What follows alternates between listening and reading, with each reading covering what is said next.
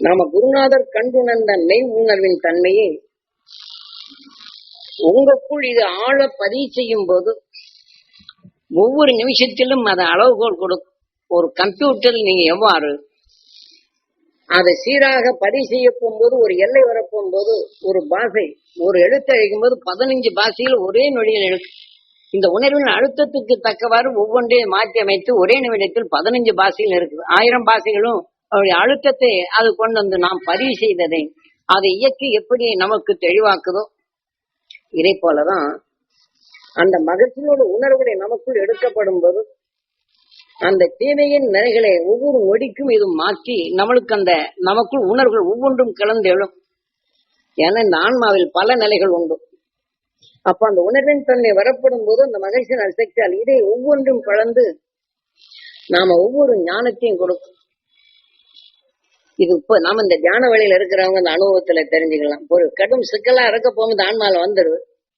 நீங்க அந்த ஆத்ம சுத்தி செய்து அந்த உணர்வின் தன்மை வரப்போகும்போது உடனேக்குன்னு அதை மாற்றி நமக்கு தெளிவாக்கிட்டு இருக்கிறத பார்க்கலாம். ஆனா இப்படி தெளிவாகிட்டு இருந்தா நான் சும்மா ஆத்ம சுத்தி செய்துட்டே இருக்கிறேன், இப்ப எப்ப பார்த்தாலும் இடைஞ்சல் வந்துகிட்டே இருக்குது அப்படின்னு சொன்னா அதை நீக்கிறதுக்கு தானே இதை எடுக்கிறோம். ரோட்ல போயிட்டே இருக்கிறோம், வீடை கூட்டிட்டோம், அடுத்தபடி ரோட்ல போற தூசி இங்க வந்துடும். அந்த ரோட்ல போற தூசின்னா அங்க போகும்போது கக்கூஸ் வண்டி அங்க தூக்கிட்டு போயிருப்பான். அதுல நாத்தமான பொருளும் கலந்துருக்கு. இந்த வெயிலின் தன்மை அதை தாக்கப்படும் போது அதனுடைய உணர்வுகள் இதை கலந்து அது தூசியா மாறும். அப்ப அதை வரப்படும் போது மோதி இது உள்ளுக்கு வந்துடும். இங்க வந்தா நாத்தமா அது நான் எவ்வளவு தூரம் சுத்தப்படுத்தின இந்த மாதிரி நாடுதே அப்படின்னு சொல்றது போல இது காட்டுல இருந்து இது வருது. நாம மற்றவருடைய நிலைகளை எண்ணும் போது நம் ஆன்மாவில் இந்த தூசி படத்தான் செய்யுது. இதை அப்பத்துக்கு அப்போது நாம நீக்கணும். தீமைகளை எதை கண்டுணர்ந்தாலும் ஈஸ்வரா அவனிடமே வேண்டும். இதை என்ன செய்யணும்? அப்ப இதுதான் ஆக்கினை என்பது நமக்கு உயிர் தான் எண்ணிதான் உருவாது. கீதையிலே இனி எதை எண்ணுகின்றாயா அதுவாகின்றாய். இப்படி தீங்கி செய்துவிட்டாரே இருக்கிறானே என்று அந்த உணர்வை நாம் பதிவு செய்து விட்டால் அந்த தீங்கின் விளைவே நமக்குள் உருவாகும். அப்ப நாம எதை என்றுமோ அது இயக்கு. அப்ப உடனே எடை மறுத்து ஈஸ்வரா என்று இதை இடம் மறிக்க வேண்டும். பிறருடைய தீமையுடைய நிலைகள் இருந்தாலும் அதை தடைப்படுத்தணும். ஈஸ்வரா என்று நம்ம உயிரை வேண்டும். அப்போ இதே நமக்குள் உள்ளுக்கு பதிவு செய்திருக்கிறோம். அந்த மகிழ்ச்சியோட அருள் சக்தி நான் பெற வேண்டும். ஈஸ்வரா என்னுடன் முழுதும் படரணும், என் ஜீவாத்மா பெறணும். தீங்கி செய்வருடைய உணர்வு நமக்குள் உடல்ல பதிவாயிருச்சு விட்டுட்டோம்னா உள்ளுக்கு போயிடுது. கண் கொண்டு பார்த்தது ஆத்மாவாயிருது. நாம் சுவாசித்தோன்னு உயிரிலே படுது. இந்த உணர்வுகள் உடலுக்குள்ள படுது. அப்ப இதை நிறுத்தணும் இல்லை, அதுக்கு நாம் பழக்கம் வேணும் இல்லை, இல்லைன்னா அதை நிறுத்த முடியாது. சாமி காப்பாற்றுவார், சாமியார் காப்பாற்றுவார், கடவுள் காப்பாற்றுவார்னா நாம எந்த உயர்ந்த சரக்கு எடுக்கிறோமோ நமக்குள் அது கடவுளா இருக்குது உயிர். அதில் நாம் எதை வேண்டி எடுக்கிறோமோ அந்த உணர்வை தனக்குள் பதிவு செய்து அது ஜீவனமா மாற்றும். அதை நினைக்கும் போதெல்லாம் நம்மளை காக்கும். அப்ப இது எது? நாம் எதை உயர்ந்ததை எண்ணுகின்றோமோ அது நமக்குள் கடவுளாக உருவருகின்றது. நாம் எண்ணீரை மீண்டும் நமக்கு நல்லவைகளை உருவாக்குங்க. போட்ட நாம கெடுக்கணும்னு என்றோம், அந்த கெடுகு உணர்வுகள் நமக்குள் விளைந்து வந்து நம்ம நல்ல குணத்தை கெடுத்துட்டு நம்ம எங்க போனாலும் நம்ம எண்ணமே நம்மளுக்கு தடையாகும். அப்போ ஒருவன் நம்மளுக்கு கெடுதல் செய்ய வேண்டும் என்ற அப்ப அந்த உணர்வை நாம் நுகரப்படும் போது உணர்வு வந்த உடனே அவன் மேல் பழி தீர்க்கும் உணர்வு நமக்குள் விளையுது. நாம் நல்லதை உருவாக்கும் நிலைகள் தடைபடுது. அப்ப அந்த நேரத்தில் நாம் என்ன செய்யணும்? ஈஸ்வரா என்று அந்த உணர்வை இதை தடைப்படுத்த வேண்டும். ஏன்னா இங்கிருந்து நுகர்ந்துதான் அந்த உணர்வு வெளியில வருது. அப்போ அந்த தீமையின் நிலை வரப்போகும்போது நாம ஏற்கனவே இப்போ அந்த மகிழ்ச்சியின் உணர்வு பெற வேண்டும் இப்ப பதிவு செய்திருக்கோம். அப்ப அதை தடைப்படுத்தி ஈஸ்வரா என்று இந்த உயிரோட எண்ணி அந்த மகிழ்ச்சியின் அசக்தி பெறணும். துருவ மகிழ்ச்சியின் அசக்தி பெறணும், இல்ல சப்தரிஷி மண்டலங்கள் அரிசக்தி பெறணும், சப்தரிஷியோட அருசக்தி பெறணும். ஈஸ்வரா அப்படின்னு இடைமறைத்து இதை எண்ணி இது என்னுடன் முழுதும் படரணும். இது உள்ளுக்கே செலுத்தணும்னு நினைச்சு இந்த தூசி தொடக்கும். அதிகமா நமக்கு பதட்டமோ பயமோ அந்த பதர் செய்யும் உணர்வின் நிலையில் பதட்டத்தை உண்டாகும். அப்ப இந்த உணர்வு உள்ளே சென்றவுடனே நல்ல குணங்களுக்கு நடுக்கமாகுது. அதுக்கு இறை இல்லைன்னா நாம எந்த உணர்வை சுவாசிக்கிறோமோ காரத்தை சாப்பிட்டோம்னா கோபம் வந்துருச்சுன்னா நமக்குள் எரிச்சல் ஆகுது. வேதனையான உணர்வான உணர்வுகள் அனைத்தும் சோர்வடையுது. அணுக்கள் அது சோர்வடைய போகும்போது நாமளும் சோர்வடையும். இந்த உடல் முழுதுக்கும் அதுக்கு இயக்க சக்தி இல்லைன்னு சோர்வடைய செய்தது. அப்ப இதை நாம எடை மறிக்கணும் இல்ல. நான் விநாயகர் தத்துவத்துல நாம் பார்ப்பது வினையாகின்றது. மூலாதாரத்தில் மூண்டலும் கனலை காலமறிந்து கருத்தறிந்து செயல்பட நாம பாடுறாங்க. நம் உயிர் மூலம் அந்த மூலத்தில் மோதும் போது அதனுடைய ஆதாரமாக தான் மூலாதாரத்தில் மூண்டு எழும் கனல். அந்த உணர்வு எதுவோ மோதனோத கனலாக எழும்புது. அப்போ ஒருத்தர் கோவிச்சது அல்லது வேதனைப்படை செய்தது என்ற நிலைகள் இந்த சந்தர்ப்பம் என்ன செய்யுதுன்னா, ஒருத்தர் அவசரமா திட்டுறாங்க, ஏதோ இடைஞ்சல் பண்ணாங்க, இவன் என்ன பண்ணான்னு தெரியாது, அவன் கடுமையான செயல்களை செய்தோம், நாம அவங்க மேல நண்பனா என்று பாசப்படுத்திருப்போம். அல்லது நம்ம பிள்ளையவே நம்ம விட்டு இது பண்ணிருப்போம். ஆனா நம்ம பிள்ளை அந்த சமயத்துல அவங்களுக்கு கோபம் வர அளவுக்கு எந்த வருதுன்னு நமக்கு தெரியாது. வந்தவுடனே இந்த மாதிரி எங்க மாமியார் இப்படி எல்லாம் பேசிச்சு, அதை கேட்டு எங்க மாமனார் இப்படி பேசினாரு, எங்க வீட்டுக்காரர் இப்படி எல்லாம் பேசினாரு அப்படின்னு சொல்லி போட்டு இந்த உணர்வின் தன்மை உண்டு ஓ என்றாரு. அவர் சொல்லக்கூடிய உணர்வை நம்ம கண் அங்கே பார்க்குது. அந்த உணர்வின் தன்மை நம்ம ஆன்மாவாகுது. சுவாசித்தேன்னு இந்த மூலமான ஆதாரத்தில் மூண்டலும் கனலை காலம் அறிந்து கருத்தறியணும். அப்போ ஏன் இப்படி சொல்லுது, அது எதனால என்று அந்த காலத்தை அறியட்ட என்றால் மூண்டலை காலம் அறிந்து அதை நாம நீக்க முடியும். இல்லாமனா அதை நீக்கலைன்னா அது செய்த இந்த உணர்வு நமக்குள் வினையாகி அது நாயகனாகி அந்த குழந்தைக்கு உதவி செய்யும் நோக்கத்தோட இது செயல்படும். ஆனால் அந்த குழந்தையின் குற்றத்தை நீக்க செல்லாது. இது உணர்ச்சி உணர்வு நமக்குள்ளாகி அவங்கள பகைமையை உருவாக்கும். அந்த பகைமையின் உணர்வு அவங்க எண்ணும் போதெல்லாம் நமக்குள்ள இது மாறும். நான் விநாயகர் தத்துவத்துல மூலாதாரத்தில் மூண்டலும் கனலை காலம் அறிந்து கருத்தறிந்து செயல்படும். அன்னைக்கு இவரு புலவர் பாடினார்ல, அன்னைக்கு சொல்ல போகும்போது இப்படி ஒரு இதை சொன்ன உடனே அவர் முழிக்கிறாரு. அவர் விநாயகர் தத்துவத்தை பற்றி மூலாதாரத்தில் மூண்டலும் கனலை காலத்தனி காலத்தான் என்னென்னமோ பாடினாரு, எனக்கு தெரியல, இளங்கம்பர். ஆனா புலவருங்க எடுத்து நாம சொல்ல போகும்போது எழுத்தினாரு. அப்புறம் இந்த விளக்கத்தை சொன்ன உடனே இந்த விளக்கம் மூலாதாரத்தினை எதை கருத்தறிய சொன்னாரு, அது புரிய அதை விட்டுட்டாரு. மூலாதாரத்தில் மூண்டலுங்கனாலே அதை இயக்கக்கூடிய நிலையை தான் மாற்றதால காலம் அறிந்து கருத்தறிந்துங்கிற வகையில் அவர் வரல. அதுதான் நம்மளை கருத்தாக கூட்டுது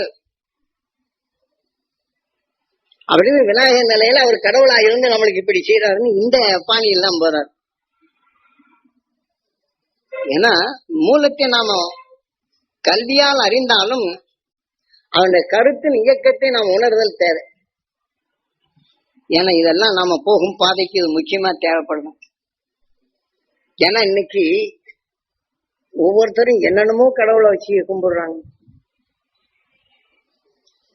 அப்போ அந்த அளவுல நாம வரப்போ போகும்போது எனக்கு அது கிடைச்சது இது கிடைச்சது, எனக்கு பார்த்தா நேரடியா வந்தாரு காட்சி கொடுத்தாருன்ட்டு. அப்ப அந்த உணர்வு இந்த கஷ்டமான நேரத்துல சொன்னா சரி சரி அவங்களும் கொடுத்துருக்காரு நம்மளும் கொடுத்தாப்பான்னு இதை விட்டுட்டு அங்க போயிடுவோம். அப்ப அந்த எண்ணத்தில் போய் நாம் எடுக்கிறத மறந்துடும், இந்த உடலின் இச்சைக்கே வந்துடுறோம். அப்ப இது வளர்ந்த உடனே அப்புறம் இங்க போனோடனே 2 நாளைக்கு இந்த ஆசையில போறோம், இது வளர்ந்துடுச்சுன்னா எந்த தெய்வம் நம்மளுக்கு என்ன பண்ணுது? எல்லாம் ஏமாற்று உலகமா போச்சு. கடைசியில உலகமே ஏமாற்று உலகமா மாற்றிடும். இது இந்த வாழ்க்கையில் வரும் சங்கடங்களை மேல தூசிப்பட்டுச்சு, இதை தொடக்கணும். தொடக்காத போய் நாம இங்க இருந்து போய் இந்த சாமியார்கிட்ட போய் அவர் தான் தொடச்சு விடுவாருன்னு சொல்லிட்டு போனா அது வரையிலும் இந்த உடலை எரிச்சலாகி இந்த உணர்வின் அணுக்களாக விளைஞ்சு போற வரையில இங்கெல்லாம் வந்துடுது.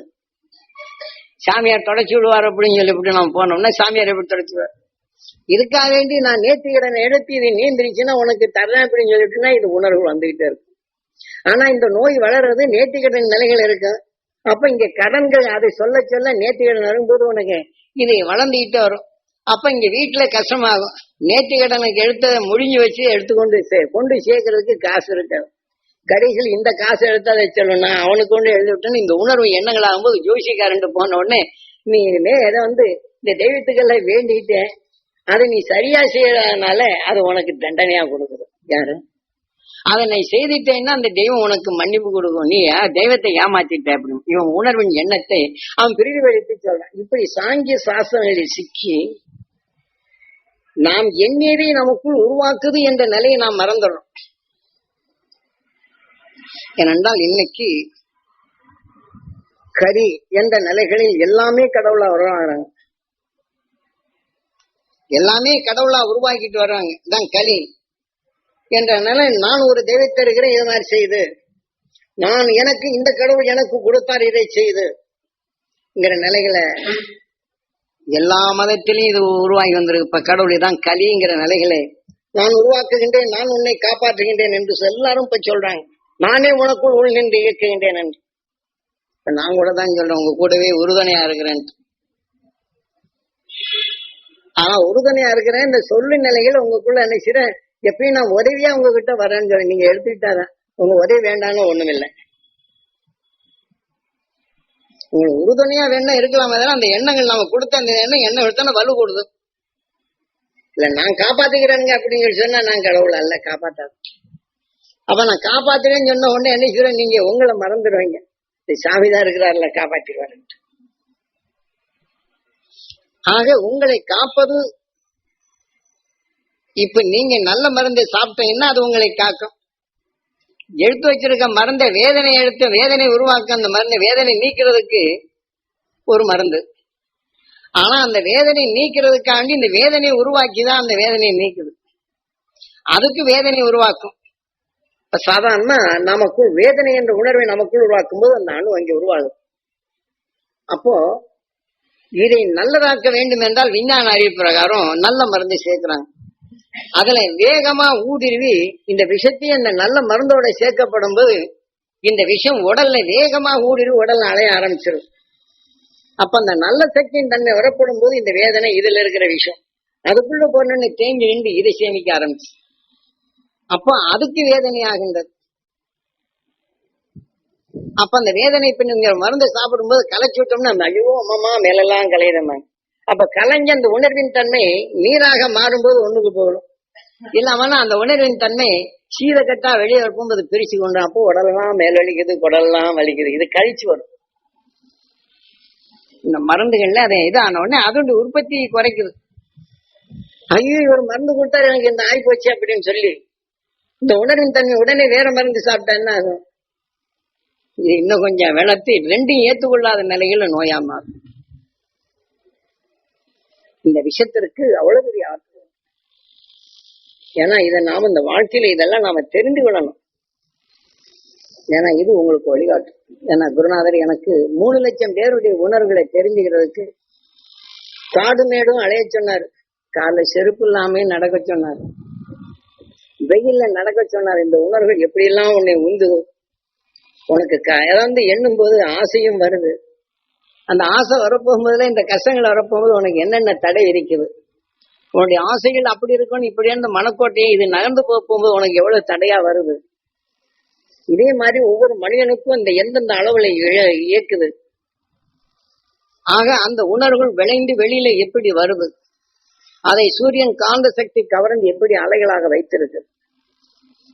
இப்ப நாம இரவிலே படுக்க போகும்போது நாம முன்ன பின்ன பார்த்திருக்க மாட்டோம்.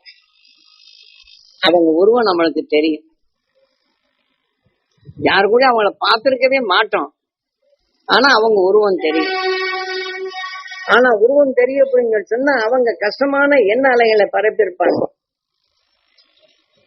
அவங்க என்ன செய்திருப்பாங்க, அவங்க இந்த கஷ்டத்தை சொன்னவங்க நம்ம கிட்ட சொல்றவங்க அதை அவங்க கிட்ட பதிவு செய்திருப்பாங்க. அவங்க கிட்ட பதிவு செய்து அந்த உணர்வின் எண்ணங்களை, அந்த உணர்வு அவங்க படம் எடுத்த எண்ண அலைகள் இங்க பரவுது. நாம சொன்ன உடனே பதிவாக்கிறோம். அவங்க கஷ்டமெல்லாம் சொன்ன உடனே நம்ம ஆன்மால வந்து சேர்ந்துடும்.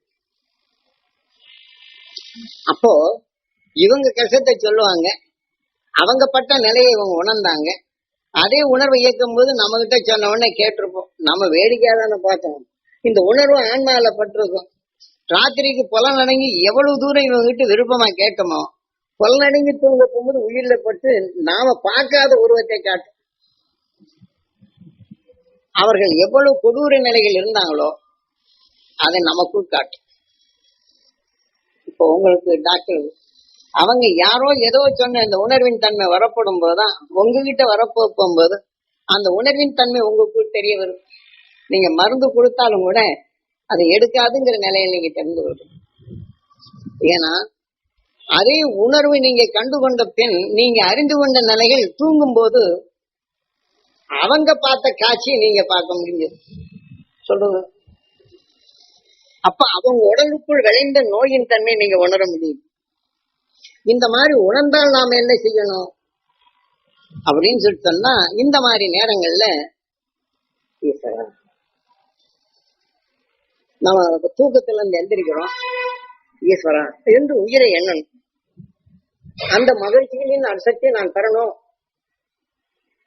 என் உடல் முழுதும் படணும். இது உணர்வை இந்த ஆன்மால இருந்து தூய்மைப்படுத்தணும். இப்ப யார் அதை சொன்னாலும் மகிழ்ச்சியின் அசக்தி பெறணும், அவங்க வாழ்க்கையில் மகிழ்ந்திடும் சக்திகள் பெறணும். இதை உணர்த்தி இந்த உணர்வின் தன்னை இங்க சமைக்கணும். நாம ஒரு குழம்பு ருசியா கெட்டு போச்சு அப்படின்னு அடுத்தாப்புல இந்த சரக்கெல்லாம் போட்டு குழம்பு வச்சு சாப்பாடு போட்டோம்னா ருசியா மாறுது. அப்ப என்ன செய்யறோம், அவங்க பட்ட வேதனை எடுக்க போகும்போது ராத்திரிக்கு நாம தூங்கும் போது அதே அறிவுதான் நமக்குள்ள வரும். ஏன்னா அந்த சக்தி வாய்ந்த நிலைகள் கொண்டு உணர முடிகின்றது. இது சாதாரண எல்லாருக்கும் தெரியாது, அதன் வழியிலே வளர்ந்துடும்.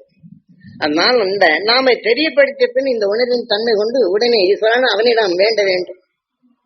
அந்த மகிழ்ச்சியோட அருள்சக்தி பெற வேண்டும் என்று அவர்கிட்ட உணர்வை செலுத்தும் போது உள்ளுக்கு செலுத்தும். ஆனா எப்போதுமே இந்த உயிரில எண்ணி அந்த உணர்வின் தன்மை உள்ளுக்கு இப்படி கொண்டு போகக்கூடிய பழக்கம். நாம் கண்ணன் காட்டிய திருட்டு வழி. இப்ப எதிரி இருக்கிறான்னு சொன்ன உடனே இங்க பாக்குறோம்.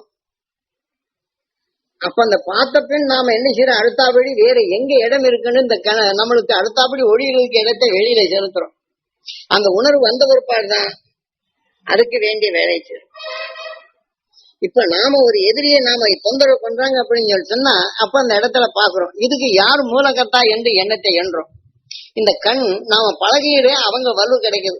அப்ப அங்க போய் பத்த வச்சோம்னு இவங்களுக்கு சரியான தண்டனை கிடைக்கும். இந்த உணர்வை இயக்கிதான் நம்ம அங்க செல்வோம். இந்த மனித வாழ்க்கையில் இதை செய்யறோம்.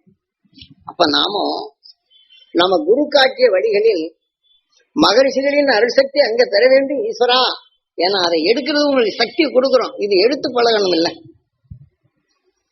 அப்ப இந்த மாதிரி சந்தர்ப்பங்களில் வரப்போம் போதும் அந்த மகரிஷிகளின் சக்தி நான் பெறணும் ஈஸ்வரான்னு இங்கே வேண்டி இந்த உணர்வு என் உடல் முழுவதும் படர வேண்டும், என் ஜீவான்மா பெற வேண்டும். உள்ளுக்கு இதை செலுத்திட்டோம். இது வலுப்பெற்ற பின் என்ன செய்யுது, எதை பலவீனமான நிலைகள் என்று இயக்கி உணர்வதோ இது அணுவாக இங்க மாறுது. ஒவ்வொரு நிமிஷத்திலும் ஒவ்வொரு அணுக்கள் உற்பத்தி ஆகிட்டே இருக்கும். அதான் பிரம்மா உருவாக்குகின்றான், விஷ்ணுவின் மகன். அதாவது உயிரால் உருவாக்கப்பட்ட அந்த அணு மீண்டும் தன் இனத்தை விருத்தி செய்யும். அது ஆகாரத்தை கேட்கும், பின் தன் இனத்தை விருத்தி செய்து கொண்டிருக்கும். இந்த உணர்வுகள் எது அதிகமோ அது சிவத்துக்குள் இருந்து அந்த உணர்வின் செயலாகவே இது மாற்றும். ஆனா சிவத்துக்குள் அது சக்தியாக இருந்து அந்த சக்தியின் செயல் ரூபம் எதுவோ அதன் செயலாக தான் இது மாற்றும். தான் சக்தி சிவமாகின்றது, சிவத்துக்குள் சக்தியாக இயக்குகின்றது. சக்தி இல்லையேன் சிவம் இல்லை, சிவம் இல்லையேன் சக்தி இல்லை. இந்த சிவம் உருவாகலன்னா சக்திக்கு செயல் இல்லை. அதனால்தான் இதே தெளிவாக்கப்பட்டிருக்கு நம்ம சாஸ்திரங்கள் முறைப்படி. ஞானிகள் தனக்குள் தன்னை கண்டு உணர்ந்தவர்கள் அவர்கள். ஆகினாலே நாம இதை எத்தகைய நிலையில் வந்தாலும் இது நாம் மறக்காது. உங்களுக்கு கொடுத்த நம்ம குருநாதர் எனக்கு எவ்வளவு கொடுத்தாரோ அதை காட்டிலும் பன்மடங்கு நீங்க பெற அளவுக்கு கொடுத்துருக்கிறேன். அதை அந்த சக்தி துணை கொண்டு எடுக்கணும், அவ்வளவுதான். என்ன இப்ப சாமி இதெல்லாம் நல்லது நடக்கும் போங்கன்னா சொல்றாரு, உங்களுக்கு என்ன தெரியும், அவரு சொல்றாரு, நான் படுற அவசியம் எனக்கு இல்ல தெரியும் அப்படின்னு இதை கலந்துட்டீங்கன்னா என்ன பண்ணோம். ஆனால் இதை நாம் இப்படி செய்தால் நிச்சயம் அது பெற முடியும். இந்த உணர்வின் எண்ணங்கள் ஆயிட்டு இந்த மனங்கள் வந்துருது. அப்போ இந்த எண்ணம் அந்த உயிருடன் நின்று அந்த மகிழ்ச்சியை நான் சக்தி பெறும். எவரால் நமக்குள் அந்த வெறுப்பின் உணர்வு விளைந்ததோ அந்த வெறுப்பான உணர்ச்சிகளை தூண்டாது. நாம எந்த சொல்லை சொன்னாலும், ஒரு நண்பர் இடத்துல சொன்னாலும் சரி, தொழில் வகைகளை சொன்னாலும் சரி, தொழில் செய்யும் நிலைகளில் அந்த உணர்வு நினைவுடன் தொழிலை இயக்கினாலும் சரி, இது கலந்தே நாம அந்த சோர்வடைய செய்யும். அப்ப நம்மளுக்கு அந்த வெறுப்பின் தன்மை அந்த செயலில் வரும். எந்திரத்தை இயக்கினால் சீரா இயங்காது. அந்த உணர்வுக்கு தக்கதான எந்திரத்தை நீங்க தறி நெஞ்சிக்கிட்டே இருக்கிறீங்க, வீட்டுல தன்னை கொஞ்சம் சங்கடமாவும் அவன் அப்படி செய்தான் இப்படி செய்தான்னு பாருங்க. இந்த கைத்தறி நாடா ஓட்டுறவங்க பாருங்க, ஒரு செகண்ட் ஆச்சுன்னா நாடா எகிரிக்கிட்டே இருக்கும், வெளியில போயிட்டே இருக்கும். கைத்தறியில. அதே சமயத்துல இந்த வெறுப்புணர்வோட வச்சு எந்திரத்தை ஓட்டும் போது இந்த நூலை உறிஞ்சிட்டு இந்த உணர்வின் தன்மை நாடாத்தலும் இதுல மேக்னெட் இருக்கு. இதை தள்ள போகும்போது என்ன செய்யுது, இதை அளவுகோல் இங்க வராது. இதை அழித்து உடப்ப போகும்போது எழுத்துட்டு இந்த மிஷினை தட்டின உடனே டபான்னு குதிச்சு இங்க போடும். ஆனா அந்த உணர்வின் அளவுகோல் இங்க மறைஞ்சிடும்.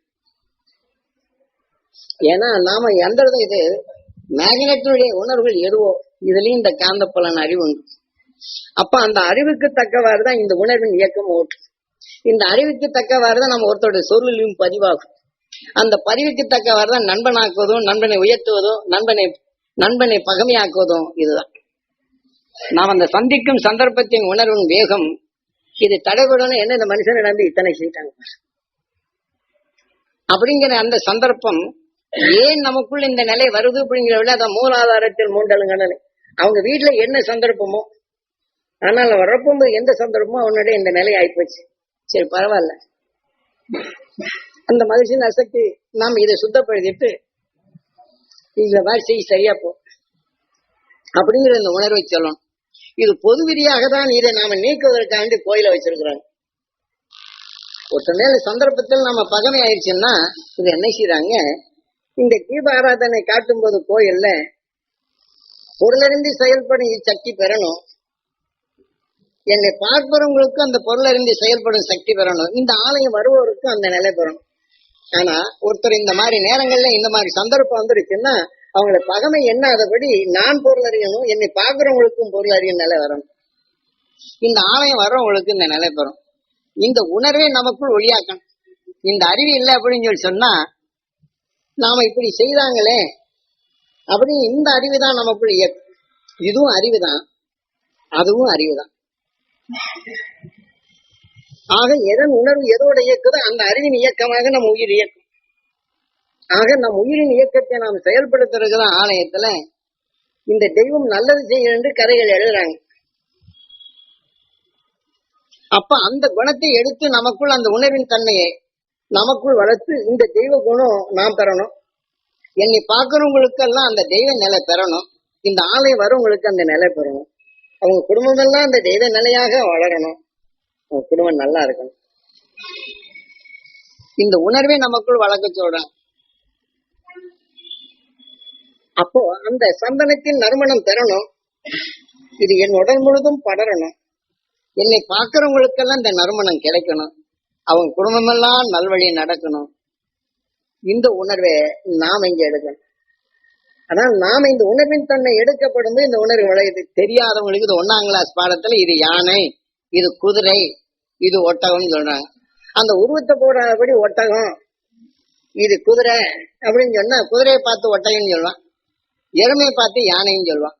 அப்ப அந்த படத்தை போட்டு காட்டும் போது அது தெரிந்துக்கிறோம்.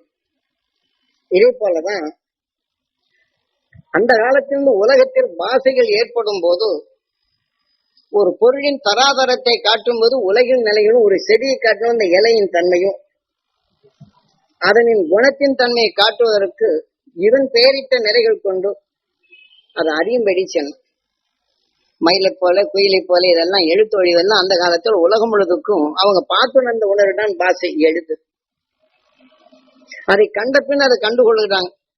அதையே மருகி ஞானிகள் குணங்களின் நிலைகளையும் மனிதன் உணர்வின் உணர்ச்சிகள் முக மாற்றமும் முக மலர்ச்சியும் எப்படி இருக்கின்றதோ அது உருவமாக்கி அந்த உணர்வின் எண்ணங்களை தெய்வமாக்கி அந்த எண்ணத்தை நமக்குள் அந்த மலர்ச்சிக்குண்டான உணர்வை நுகரும்படி செய்தார்கள் ஞானிகள். அப்படி ஏதாவது நம்ம கோயில்ல போய் ஏதாவது செய்யறோமானா இது என்றோம். அங்க கனி வச்சிருக்குன்னா சாமிக்கு இன்னும் கொஞ்சம் 2 லட்டு ஜிலேபி இன்னும் 2 5 6 கனிகளை வாங்கி வச்சோம்னா நம்மளுக்கு பெருமையா செய்து சாமிக்கெல்லாம் இதெல்லாம் படைச்சேன் அப்படின்னு தான் இவங்க என்றாங்க. அந்த கனியில் உள்ள சுவைகள் எவ்வளவோ அது சாப்பிட்ட பின் சொல்லாக நமக்கு இவ்வளவு நல்லா இருக்குது, இது சுவையா இருக்குது, இது இனிப்பா இருக்குதுங்கிறது போல அந்த உணவை எடுத்து என் சொல் கீழ்ப்பூர் வாழ்வில் இனிமை பெறணும், அவர்கள் வாழ்க்கையில் என் சொல்லால் அவர்கள் இனிமை பெறணும், அவர்கள் வாழ்க்கையை இனிப்பாக இருக்கணும். அந்த கனியை போன்று இந்த கனியை பார்த்தானே என் சொல்லை கேட்பவர்களுக்கு அவங்க வாழ்வில் இனிமை பெறணும். இதை எனக்குள் அதை எடுக்கப்படும் போது பிரம்மமாகுது, இந்த உணர்வின் எண்ணமாக செயலாகுது. இப்படி அதை உருவாக்கி எல்லாம் அங்க சந்தனம் இந்தனம் எல்லாம் போட்டு அதை அடுக்காக்குறாங்க. அப்ப நன்னீரை விட்டு அதை சுத்தப்படுத்துறாங்க. மீண்டும் அந்த மேனியில் நறுமணமானது பன்னீர், முதல்ல நீர் பின் பன்னீர். இதை போல பன்னீரை போல தெளிந்த மனங்கள் பெற வேண்டும். என்னை பார்க்கிறவங்களுக்கு, இந்த ஆலயம் வரவங்களுக்கெல்லாம் இந்த உண்மையை உணர்த்திய அந்த மகரிஷிகளின் அருள் சக்தியை நான் பெறணும். இது என் உடல் முழுதும் படரணும். அந்த மலரை போல மனம் பெறணும். என்னை பார்க்கிறவங்களுக்கெல்லாம் அந்த மகரிஷியின் அசக்தியும் மலரை போல மனம் பெறணும். இந்த ஆலயம் வருவோர் அதை பெறணும். என்னை பார்க்கும் குடும்பங்களுக்கெல்லாம் மகிழ்ச்சியின் அசக்தி மலரை போல மனமும் அவங்க வாழ்க்கையில் மகிழ்ச்சி பெறணும். நாம தொழில் செய்யும் இடம்னா தொழில் செய்யும் இடங்கள் எல்லாம் மகிழ்ச்சியின் அசக்தி படரணும், மலரை போல மனம் பெறணும். அங்கே அந்த தொழில் செய்யும் இடங்கள் எல்லாம் அந்த மகிழ்ச்சியின் அருளும் மலரை போல மகிழ்ச்சியும் தோன்று நிலை வருவோம். அங்க உருப்பெறும் உணர்வின் சக்தி பயன்படுத்துவோர் எல்லாம் அது நிலை பெறணும். இப்ப நம்ம என்ன செய்யறோம், இடப்பட்ட நிலைகள சில குறைகள் வருது. இது அங்க என்ன செய்யறோம், நீங்க பெறணும், நான் விரும்புறேன், நான் பெறணும், நீங்க விரும்புறீங்க.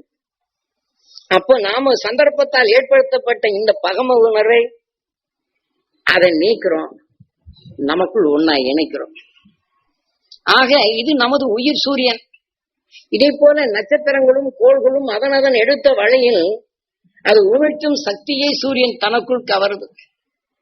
அது கவரப்படும் போது தனது ஆற்றலின் சக்தி கொண்டு நஞ்சை பிரிக்குது, உணர்வின் ஒளி சுடராக மாற்றுது. அது கவர்ந்து வரும் நஞ்சினை அளவுகோல் படி எடுக்கின்றது. இதிலே கவர்ந்தாலும் உணர்ச்சியை தூண்டி அந்த உணர்வின் அறிவை அது இயக்குகின்றது. சொல்றது உங்களுக்கு நல்ல அர்த்தமாகுங்களா? அதே போலதான் நாம் எடுத்துக்கொண்ட இந்த உணர்வின் சக்தி அந்த மகிழ்ச்சியின் அவர்கள் காட்டிய நெறி கொண்டு இந்த உணர்வின் மனத்தை எடுத்துக்கொள்ளும்.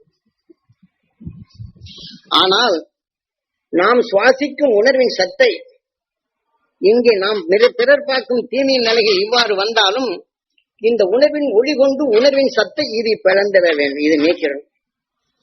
அப்போ அங்க வரும் தீமையின் நிலையை சொல்லால் வரப்போவது உணர்வால் அந்த உணர்வின் தன்மை பலர்த்தல் வேண்டும். இதை உணர்த்துவதற்கு தான் கோயில். ஞானிகள் செய்வதில் ஏதாவது தவறு இருக்குதான? இல்லை. இப்ப நான் சாமியார் அவன்தெல்லாம் இந்த தெய்வத்தை நான் கைவெளிய படித்துள்ளேன், பாவங்களுக்கு என்னெல்லாம் செய்யறேன்னு பாரு. இப்போ நீங்க ஒரு 10 ரூபாய் ஜாஸ்தி கொடுக்கணும், அப்படியா இருக்கட்டும், நான் பாத்துக்கிறேன். அவனை தாய்கிட்ட சொல்லி அவனை 3/4 நாள்ல காலை ஒடிக்க வைக்கிறேன், குடும்பத்தை நொடிக்க வைக்கிறேன் அப்படின்னு இந்த உணர்வை சொன்ன உடனே இவருக்கு சந்தோஷமா 10 ரூபா கொடுக்கிற கூட வேணும். சாமி நமக்காண்டி அந்த தெய்வமே அவர்கிட்ட சொல்லுது என்ற நிலைகளில் இவர் தெய்வத்தை கைவெளிப்படுத்துறாங்க, இவரை நம்புறார். அந்த தெய்வத்தை குணத்தை பெருத்தலாம் என்னுடைய செயல் எனக்குள்ள இருக்குன்னு தன்னை நம்ப தயார் இல்லை. ஏன்னா அந்த நம்பிக்கை ஊட்டவே இல்லை. இன்னைக்கு சாமியார்கள் நிறைய பேர் இப்படி கிளம்பும் போது இது நான் பாத்துக்கிறேங்கிற நிலைகள் அதில் தான் போறாங்க. உலகை காக்கவே கடவுள் என்னை அனுப்பியுள்ளாங்கிற சாமியார்கள் நிறைய பேர் இருக்காங்க. ஆகவே அவர் உலகை காக்கிறதுக்கு எல்லாத்தையும் தண்ணி நீர் ஓடையில வருது அப்படின்னு சொன்னா இடவெளி குழியை தோண்டி வச்சிருப்பாங்க. அந்த மீன் தண்ணி வர்ற இடத்துல இடவெளி மயத்துன்னு நீந்தி போகும்போது பானை கொள்ளப்பட்டு